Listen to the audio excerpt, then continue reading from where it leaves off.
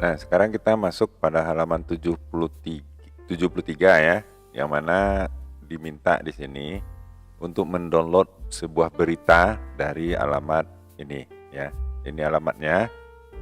Nah, setelah kita download, kita buka di situs ya, dengan browser. Nah, ini dari Daily Mail, Daily Mail ya. Nah, ini dia beritanya. Nah, ini ya. Nah, ada iklan besar ya. Nah, judulnya ini remaja yang inspiratif yang atau menciptakan sebuah aplikasi anti bully ketika dia masih 13 tahun ya, mengatakan ya, dia itu patah hati ya, hatinya patah karena provokasi online ya, online trolls ini, provokasi online yang mendorong anak-anak untuk bunuh diri. Nah, itu dia judul beritanya. Berikut ini aplikasi Rethink membuat remaja yang memperturutkan kata hati. Impulsif itu memperturutkan kata hati ya. Teens, remaja, berhenti dan berpikir sebelum memposting secara online. Software tersebut atau aplikasi itu memindai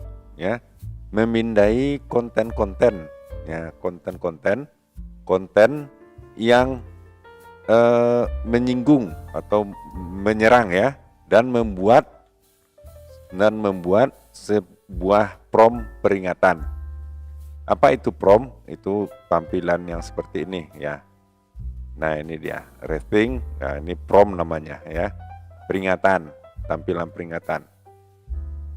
TechWiz ini artinya ahli teknologi ya. Dia sudah menjadi seorang ahli teknologi yang bernama Trisha Prabhu, 15 tahun dari Illinois ya.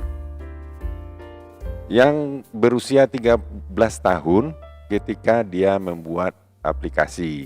Nah, ini aplikasinya adalah Rethink. Berikut aplikasi membawa perubahan yang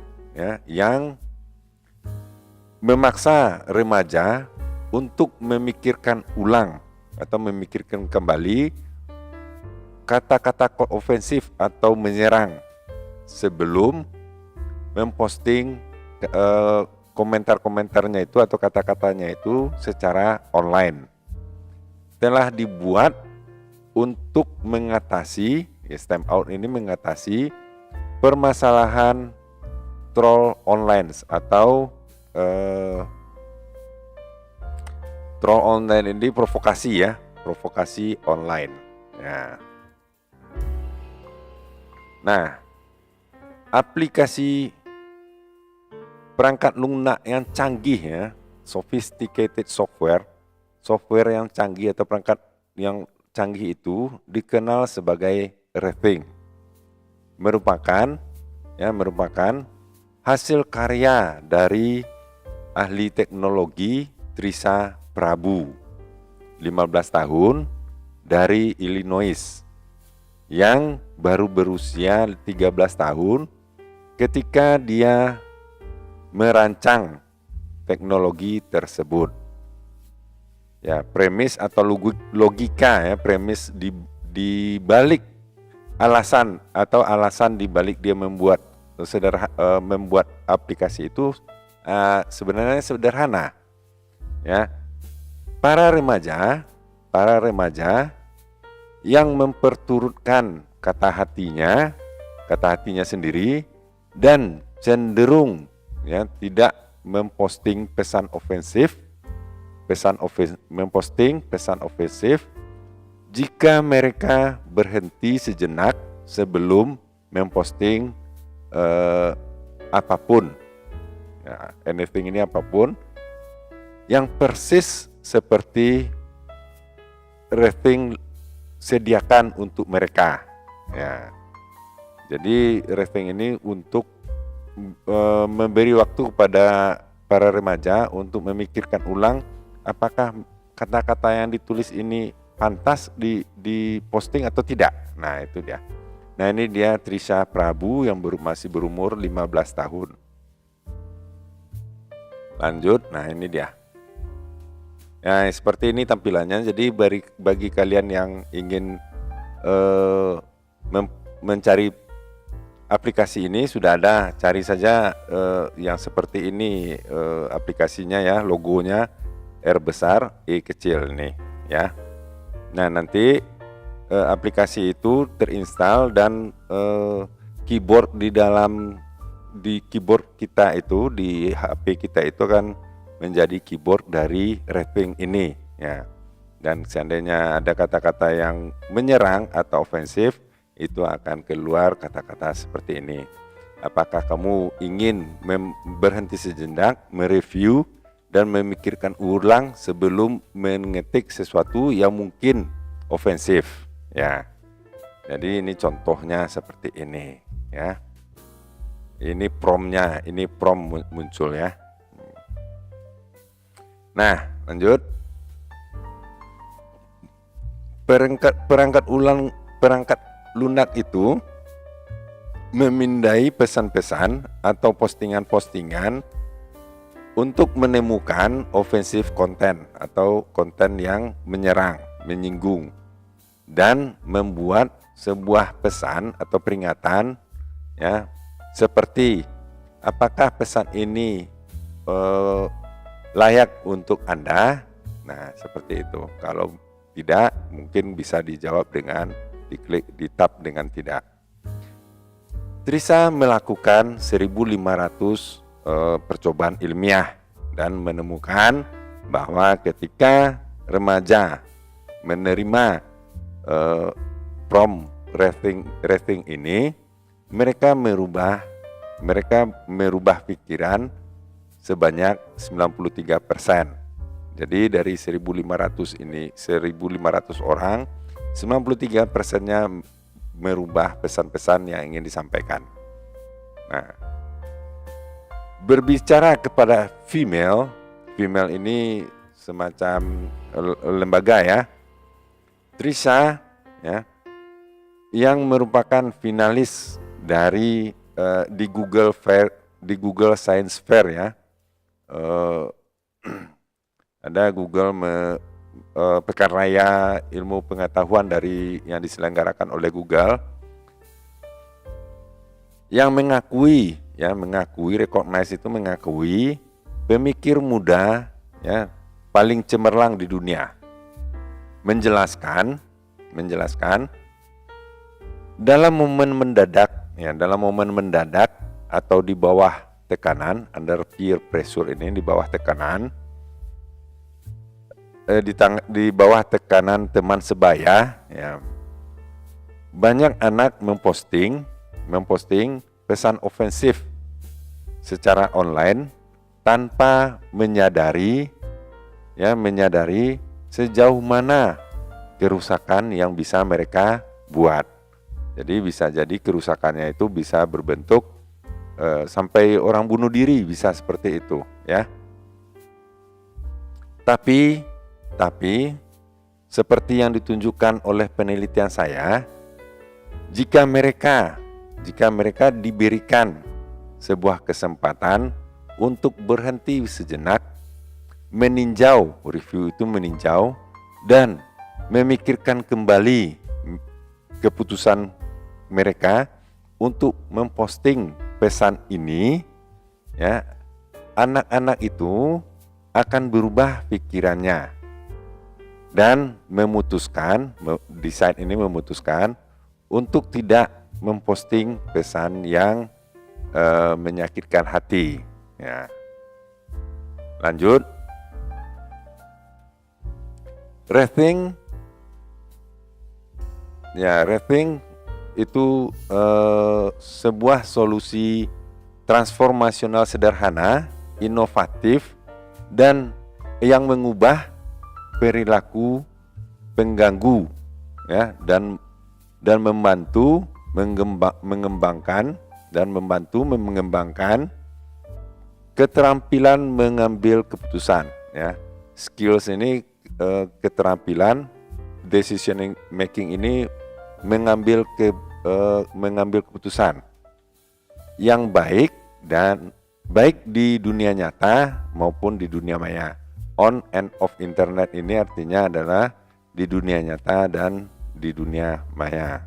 On and off internet. Sebuah studi tahun lalu oleh Badan Amal, ya, anti intimidasi atau anti bullying, ya, charity itu Badan Amal, ya, Badan Amal di Inggris bernama Ditch the Label menemukan 7 dari 10 anak, ya, menjadi korban intimidasi dunia maya, dan 30% dari mereka sering mengalaminya, ya, highly frequency basis. Ini artinya sering mengalaminya. Ini Trisha sedang berbicara di depan para ahli, ya, di TEDx Tracks, ya. Trisha memutuskan untuk mengatasi permasalahan tersebut pada tahun 2013 setelah mempelajari tentang seorang anak gadis yang berusia 11 tahun, ya, dari Florida, nama tempat, nama kota, yang bunuh diri setelah berulang kali diintimidasi secara online. Nah, lanjut.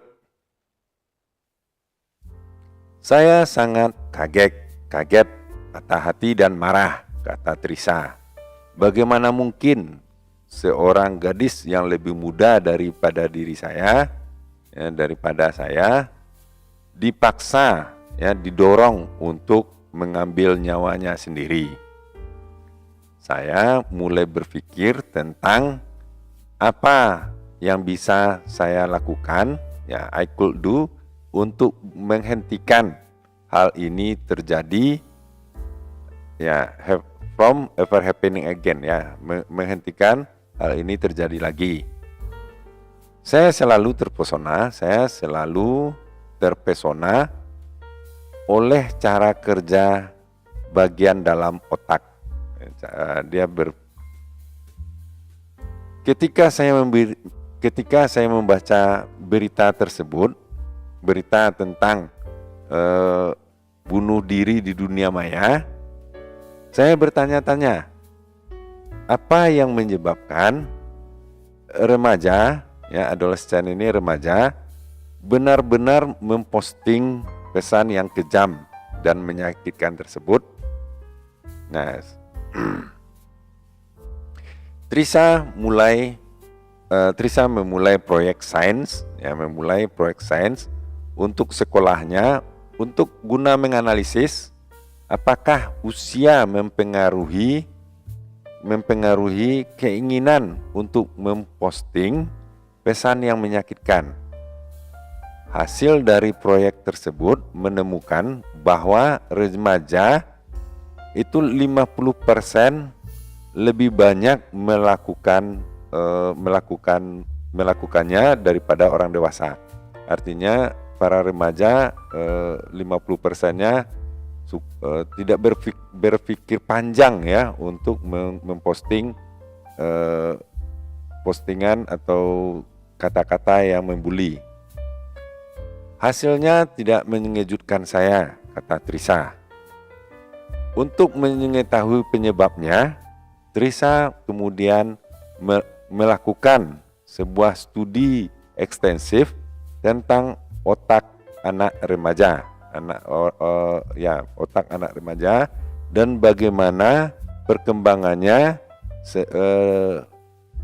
selama bertahun-tahun, ya. Dan sesuatu yang khusus menarik perhatiannya, ya. Attention itu perhatian. Katanya ada satu bagian dari otak yang membutuhkan waktu hampir 25 tahun untuk berkembang sepenuhnya, ya. 25 tahun untuk fully develop ini berkembang sepenuhnya. Develop artinya berkembang, ya. Dan bertanggung jawab, bagian otak itu bertanggung jawab untuk atas keterampilan membuat keputusan. Bukankah kita punya masalah di sini? Ya, mungkinkah ini menjadi penyebab remaja membuat keputusan yang terburu-buru? Ya, make rush, keputusan yang terburu-buru dan impulsif, ya. Mungkinkah ini penyebab mereka lebih rela memposting pesan yang menyakitkan di internet? Adanya keinginan untuk menghentikan teman sesama remaja saya untuk mengintimidasi orang lain di dunia maya. Saya menjalankan proyek ini untuk menemukan sebuah solusi agar pesan-pesan menyakitkan ini tidak diposting, ya. Ya, menghentikan, ya. Maka lahirlah perangkat lunak rethink, ya, dengan pendekatan masalah intimidasi dunia maya dari arah yang benar-benar baru. Hingga rethink diluncurkan, situs media sosial mencoba menghentikan intimidasi di dunia maya ini menggunakan apa yang disebut dengan trisa seperti hentikan, blokir, dan sampaikan. Ya, metodenya adalah hentikan, blokir, dan sampaikan. Idenya adalah jika remaja menerima sebuah pesan yang menyinggung atau menyerang, mereka menghentikan apa yang mereka lakukan, memblokir pelaku intimidasi dan memberitahu atau menyampaikan kepada orang dewasa.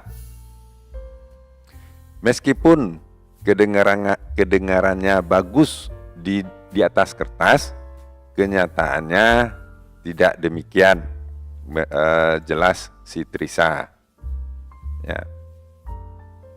Penelitian menunjukkan bahwa 9 dari 10 anak-anak tidak memberitahu siapapun. Mereka menderita dalam diam. Cyberbullying adalah penyakit yang tidak disadari, ya, pandemik, ya, seperti COVID, pandemik. Penelitian telah menemukan bahwa 52% remaja yang online di Amerika Serikat telah mengalami perundungan dunia maya. Seperempat populasi dunia adalah remaja. Jadi kita berbicara tentang 1,8 miliar remaja. Jadi jumlah remaja itu 1,8 miliar. Banyak, ya, remaja di dunia ini. Nah, ini Trisa. Mayoritas dari kita menggunakan media sosial, dan jumlah remaja di seluruh dunia yang diintimidasi di dunia maya terus bertambah. Ini adalah bentuk pelecehan verbal elektronik, ya, bentuk pelecehan verbal elektronik dan berbahaya dan seperti intimidasi di dunia nyata. Korban mengalami depresi, kecemasan, rendah diri, peningkatan putus sekolah, dan kecenderungan untuk bunuh diri. Penelitian terbaru yang dilakukan di Inggris menunjukkan bahwa efek berbahaya, harmful effect ini, efek yang berbahaya dari intimidasi dunia maya berlangsung. Jadi efeknya itu hingga orang tersebut berumur 50 dan 60 tahun. Jadi berbekas ya sampai umur 50 dan 60 tahun. Ketika revolusi teknologi terus berkembang, semakin banyak anak-anak bersinggungan dengan dunia maya dan momok intimidasi dunia maya terus tumbuh. Trisa mengakui bahwa dia pernah mengalami intimidasi secara langsung, tetapi mengatakan dia tidak membiarkan ejekan itu menguasainya. Ya. Saya pernah dibully di dunia maya, ya, terkait pilihan pakaian saya yang saat masih muda, ketika masih muda. Tetapi saya menganggap diri saya sebagai gadis yang kuat, katanya. Saya tidak pernah membiarkan salah satu dari mereka mengganggu saya. Ketika saya membaca tentang bunuh diri karena cyberbullying ini, saya menyadari bahwa pasti ada banyak anak-anak muda yang menderita, suffering ini menderita karena cyberbullying. Ya. Penelitian saya menunjukkan bahwa lebih dari 50% remaja yang online di Amerika Serikat telah menjadi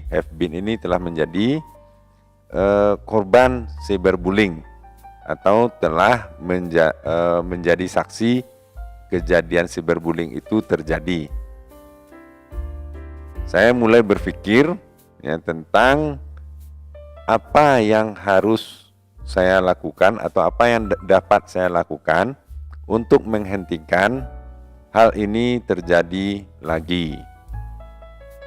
Nah, kami berada di tengah-tengah revolusi media sosial.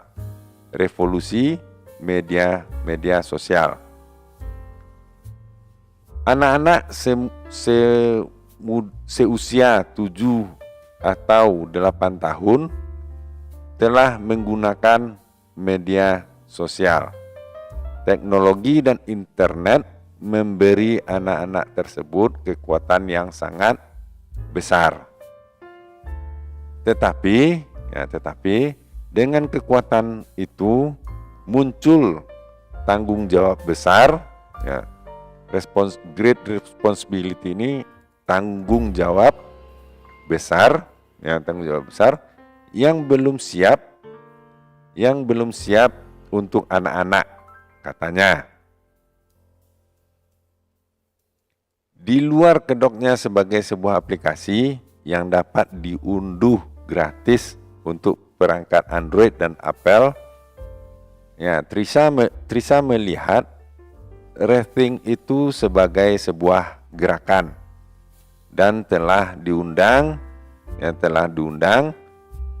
untuk menyebarkan pesannya itu di sebuah platform internasional, termasuk Gedung Putih. Jadi dia pernah ke Gedung Putih ya, dan TEDx di London, serta konferensi di Mumbai, Meksiko, dan tempat lain di Amerika. Tujuan saya adalah untuk meningkatkan kesadaran tentang pola pikir pola pikir rethink di antara rekan-rekan saya di seluruh dunia, katanya. Trisa juga meluncurkan program Duta Rethink, ya. Program Duta Rethink yang mendorong sekolah-sekolah dan komunitas untuk menominasikan 2 siswa mereka di website rethinkwords.com, ya, untuk menjadi duta konsep anti bullying ini atau anti intimidasi. Selain dianugerahi penghargaan Google Science Fair Global Finalist Award, penghargaan award itu artinya penghargaan. Selain diberi penghargaan, ya, Google Science Fair Global Finalist, dia juga menerima penghargaan internasional Diana, ya, untuk anti intimidasi, anti bully, dan penghargaan Daily Post of Light dari yayasan George W. Bush. Nah, semua penghargaan dan penghormatan itu akan jauh lebih berarti jika saya bisa menyampaikan rethink